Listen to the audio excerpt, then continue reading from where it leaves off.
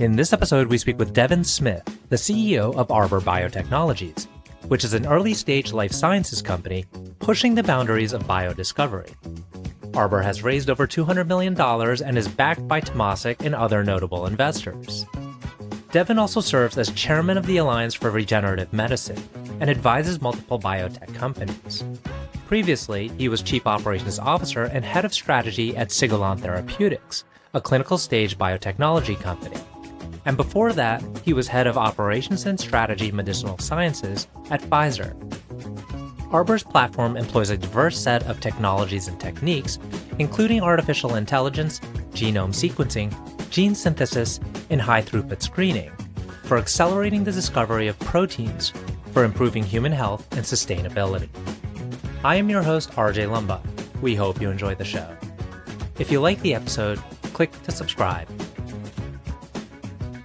RJ Lumba is the managing partner of GrowthCap and the executive chairman of Market Insight Media. He is the host of Growth Investor, a podcast featuring today's best investors, executives, and founders. In the minutes ahead, we'll uncover insights and strategies for accelerating growth and succeeding in business. Devyn, thank you so much for taking the time to chat with us today. It's a delight to be with you. Likewise, thank you for the opportunity. As I was mentioning before we hopped on, the area of biotech and genetics is not our forte, but there's no better person, I feel like, to have on this podcast to help get me up to speed, as well as maybe our broader audience. If it's possible, could we start at how the genetic space has evolved over the last couple of decades? I did work on a deal maybe like 1.5 decades ago where the name that people like to talk about was Craig Venter, and he seemed to be associated with a lot of the developments at the time. So maybe we could just hear a little bit about the history, and then we'll head into Arbor Biotech. Okay, that sounds great. I would say the 90s were this time where there was a lot of excitement about the human genome and the Human Genome Project. And so you had two competing approaches. You had the government-funded approach, and then you had Craig Venter and his approach, both of which were trying to sequence the human genome. It took about 10 years and probably $1 billion, a lot of money to get there. And they finished it about the same time. They called it a draw. And you subsequently had almost a complete sequence of the human genome done by two different groups. Now, I think at the time there was a lot of prediction this was going to revolutionize everything and the world would change in the next couple of years. Unfortunately, I think in biotech and pharma, it takes a little longer than a couple of years to go from interesting data to true drugs. And so I think over that 2000 to 2010 timeframe, I think there was a lot of efforts put into understanding what did that data mean? What was the real output of the data? There were other efforts underway to look at sequencing folks in places like Iceland and other areas where you could begin to tease out genetic differences and begin to tie mutations to disease. I think having this broad access to the data allowed us to really begin to identify what were the underlying DNA challenges, if you will, or mutations that were driving diseases. I think as we understood that more, suddenly in the last decade, you've begun to have more and more drugs that have been developed that are tailored to a specific mutation. There's quite a few in cancer now where I think 20 years ago, cancer was a disease that was diagnosed and you were staged by looking at tissue. It's this type of tumor in the lung, and it's stage X. Now, because of the whole genetic revolution, now we've begun to tease out, okay, these are the underlying mutations in the tumor. Therefore, there are drugs available that may treat that particular mutation. So it's completely, I think, begun to revolutionize how we think about treating patients in cancer as well as in other diseases where, as we understand more of the underlying biology, we can now create medicines that target that. So that's sort of through 2010. I think the other two big shifts scientifically in the mid to late 2000s, you had the development of what are called induced pluripotent stem cells, or iPS cells for short. So this is the ability to take a cell from any person or creature and turn it into a stem cell, which gets around any ethical issues around embryonic stem cells, but in addition allows us to really begin to tease out more understanding of the biology as well as think about different ways of treating disease. The second big discovery was CRISPR in the early 2010s. And that has fundamentally changed how we think about things in two aspects. One, it's revolutionized the lab work that's done. It's sped up and allowed folks to be able to do things much quicker, whether it's an academic lab or a company lab. Secondly, is now matured to where we can actually develop therapies using this technology. So that's kind of the 20-year evolution with some of those revolutionary points in between. That's super helpful. And then what would be the most widespread use of a genetic medicine? Was there a first use which now is commonly prescribed? That's a great question. I think probably the earliest is a drug called Gleevec, which I think came out in the mid 2000s. And it was targeted to a specific chromosomal aberration that occurred in CML, or chronic myelogenous leukemia.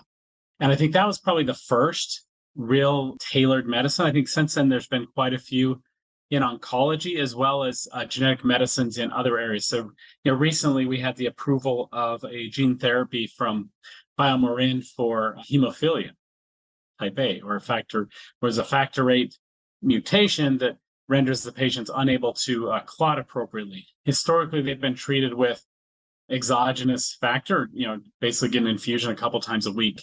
But now with this new genetic medicine, you can actually be treated with it and then effectively, at least so far, be factor free. So not having to take those exogenous factors for several years. Mm-hmm. How are the participants in the industry moving? Where are they focusing?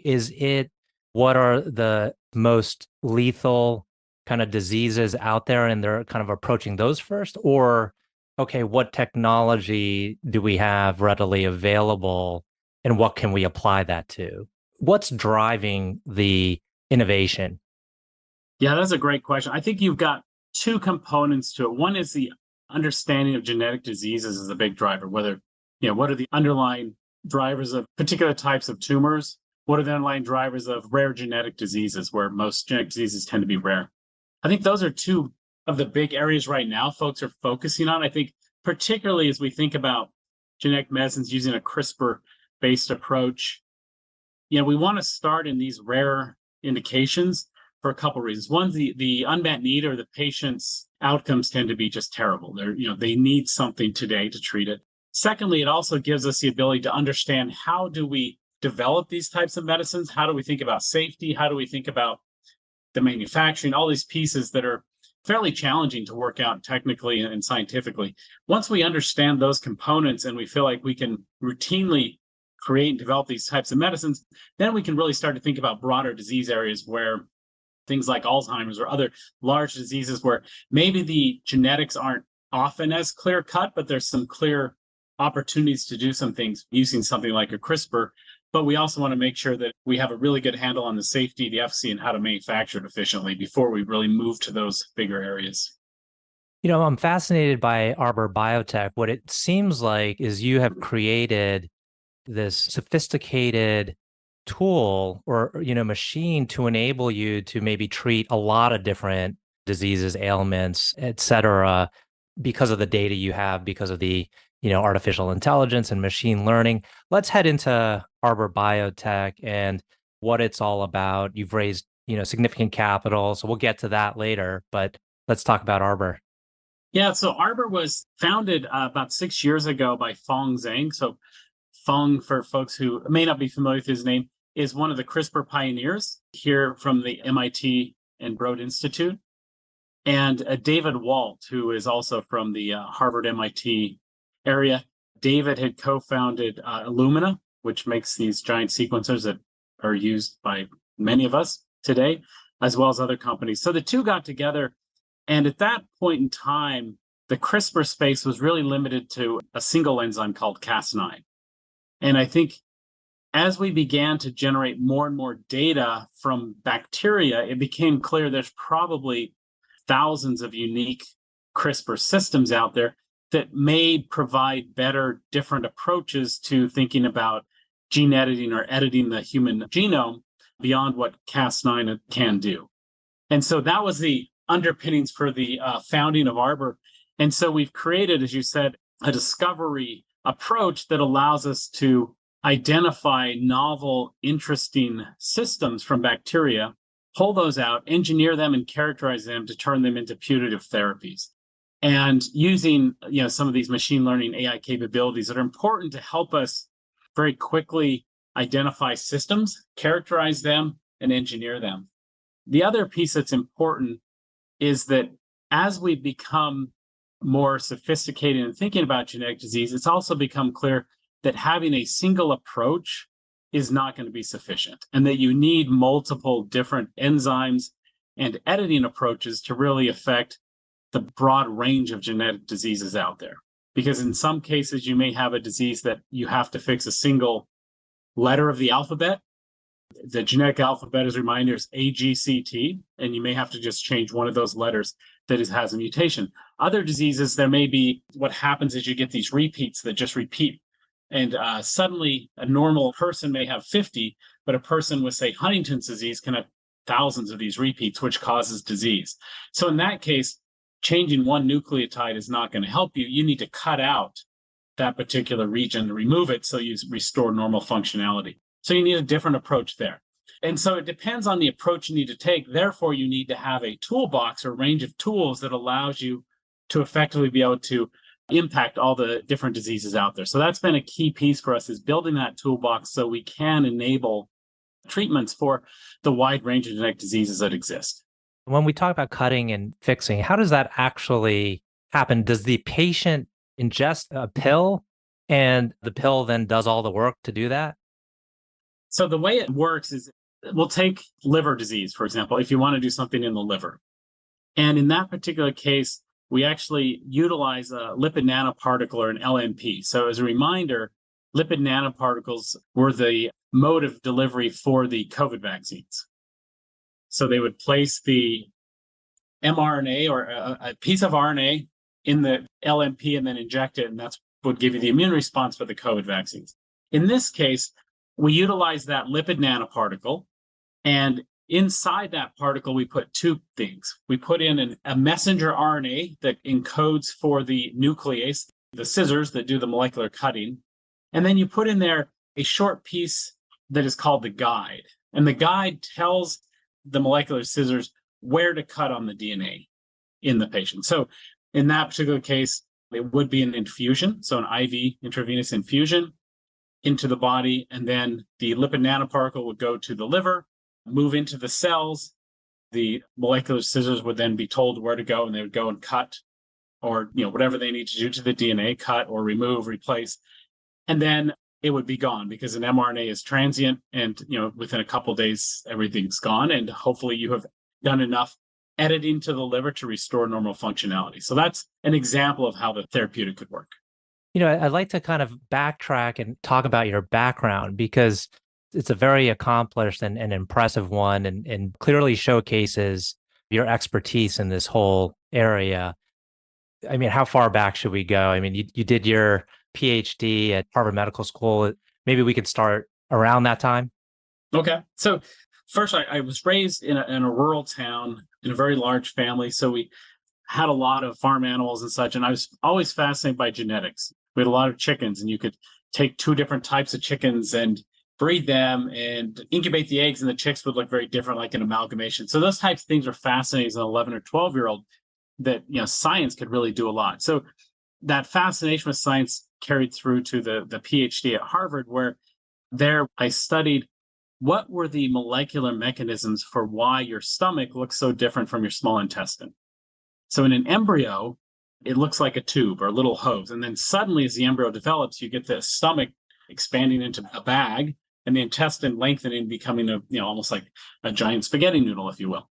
They have very different functions and very different cells inside. And so understanding and studying what were the genetic drivers of the different morphologies, or why you have these two different tissues, was a lot of what my PhD was about. And from there, I loved doing the science, but I also loved thinking about, how do you translate the science into therapies? And so after the PhD, I went and joined a strategy consulting firm where I wanted to learn the business side of science a bit more, so I could begin to understand, how do you translate interesting science into a therapeutic? So I did that for about 8 years. I learned a tremendous amount about the industry, from pharmaceutical companies to startups and everything in between, and then joined Pfizer in 2009 and spent about a decade there. Spent a lot of time at Pfizer thinking about strategies for drug development. Spent a couple years in the UK with Pfizer as COO of their Regenerative Medicine or stem cell unit, where we brought a couple of novel cell therapies into the clinic. And while there, really enjoyed the broad range of approaches to thinking about and developing new medicines. I left Pfizer and joined a small startup here in the Cambridge, Mass area, utilizing cells to treat disease. And in this case, we were taking these iPS, these cells I talked about, in a pluripotent stem cell, and you can differentiate that cell over a course of time into a beta cell. So beta cells are the part of our pancreas that is responsible for insulin secretion and functioning. And so you can do that. You can create these stem cells and then place those back into the body of patients with type 1 diabetes to, provide hopefully what becomes a functional cure. So that was the goal and approach that we were taking at that company. That company did a large partnership with Eli Lilly and subsequently was just acquired by Eli Lilly about a month and a half ago. And that work continues. So I think it's a fascinating demonstration of the scientific ability to take a cell that's kind of a generic stem cell and turn that into a beta cell is just astounding that we have that capability today to really replace functionality. So that was the journey from PhD through to Arbor, where I joined about 2.5 years ago. Got it. That's helpful. And then you're also the chairman of Alliance for Regenerative Medicine. That sounds like a fairly large organization. It is. It's the industry group for all these cell therapy, gene therapy, and gene editing companies. I believe there's about 450 companies that are members. And its focus is how do we sort of help prepare and work with the FDA and the government to think about these novel treatments? Because if you think about historically, drugs have usually been made to treat symptoms, or they may sort of help a little bit, but it's usually a chronic therapy. You take it once a day or once a month injection or whatever it may be. These new therapies are completely turning that on its head because suddenly it's a one and done approach in some cases. Like you're treated and that's it. You don't have to continue, the daily pill or the injections. And that's revolutionary for patients, but it's a complete change of thought for how do you pay and reimburse and think about the regulatory elements of it. So ARM has an important role to help educate and work and partner with, whether it's the FDA or other organizations, to help think through how do we need to think differently and deal with these novel approaches that are so revolutionary so that we can make sure we have safe medicines that work well, but also that are accessible to everyone. So I think that's one of the principal roles of ARM. And so it's been a wonderful experience to work with other senior leaders across different organizations in the biotech industry and think about how can we continue to help the entire industry move forward. Mm-hmm. When you said one and done, it triggered this thought of, treating for longevity, so extending health span and lifespan. And then I thought, oh, well, maybe by fixing all these other ailments, that's in effect, what you're doing. Do you have a separate kind of line where you think about longevity? Yeah, so if I think about the work we're doing at Arbor, where we can fundamentally alter disease pathologies at the DNA level, it's not impossible to think in the future at some point that you go in and you have your DNA sequenced and, you have your sequence, the physician looks at it and there's identified, 10 or 15 different mutations you may have that need to be fixed or corrections made. And you go get the 10 or 15 injections and you're all set so that, you won't get high cholesterol. You're not going to get Alzheimer's. You're not going to get whatever may be the case. That will fundamentally impact lifespan, to your point. And then the question is, what's next, right? It feels like once we expand lifespan, extends, then some other new ailment comes in that we've never seen before because no one ever lived long enough to get that ailment. And so it will be a constant, I think, piece of work to figure out how do we improve lifespan for everyone at the same time, making sure that quality is there as well as we age.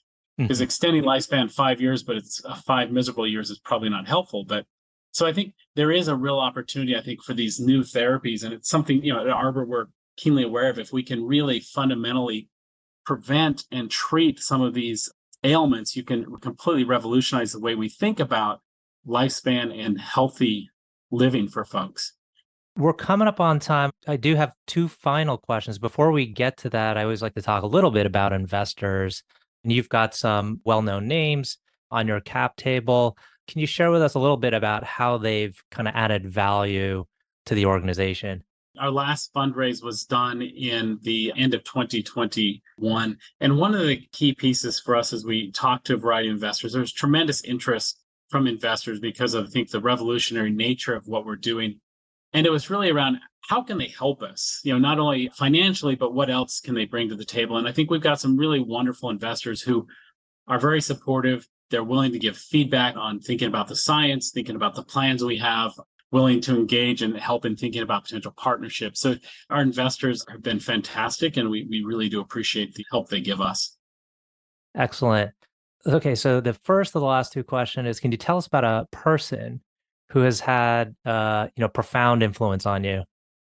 So I would say if I think about it from a professional realm, the one person I think who's had a huge influence on me was one of my bosses at Pfizer. Her name's Ruth McKernan. It was in the UK, and she's an extremely well-known figure in the biotech pharma space there. And every once in a while you get a boss that just fundamentally makes you rethink how you do things and makes you a much better employee and leader, but also a better person. And she was one of those that just profoundly impacted me for the positive on that side. Fantastic. Last question. Could you tell us about a charity cause or other endeavor that you're passionate about? I mean, the cause is really Arbor, but I mean, I guess sometimes I ask this question because someone is in a different space, other than health. So is there another area? I would say, one of the things that Arbor that we've tried to do is make sure that we impact the broader world and broader community. And one of the things that we've been very passionate about is how do we extend opportunities for those who grow up less fortunate, in the local area. So either folks who come from underrepresented minorities or other areas, how do we provide opportunities and partnering with organizations that allow internships and these other pieces that can bring opportunities for these folks. And, many we've hired. And so it's been just a real important piece of the work we do to make sure that we can broaden, I think, the pool of talent in the biotech space. And importantly, provide opportunities for folks who probably didn't realize there was opportunity there and really help kind of reshape their lives so they can see there's these opportunities and they can influence others in their peer group. So that's been, I think, a real important place for me, and I think for Arbor as well, where we put a lot of effort. Excellent. And lastly, I've read that you're a climber. Yeah. So my son, who's 17, loves to do a lot of climbing. So we've done a lot of summits, a lot of winter summiting, which is, a unique experience in itself. And so, yes, it's been a lot of fun to do those types of things. And I will say I'm terrified of heights. So it's been a wonderful way to get over that or challenge your fear, because I think a lot of climbing, if you do it, RJ, is mental. There's such a mental game there. And it's a great lesson for life that a lot of what we do, we can do it physically. It's just getting over the mental barriers we have. Yeah, my daughter's into climbing, and I would envision a time where we're climbing together, but I have to get in shape and, in order to be able to hang with her. Devyn, want to thank you again for taking the time. This was super insightful, and I know our audience will enjoy listening to it. Thank you. Thank you very much. It's been a pleasure, RJ.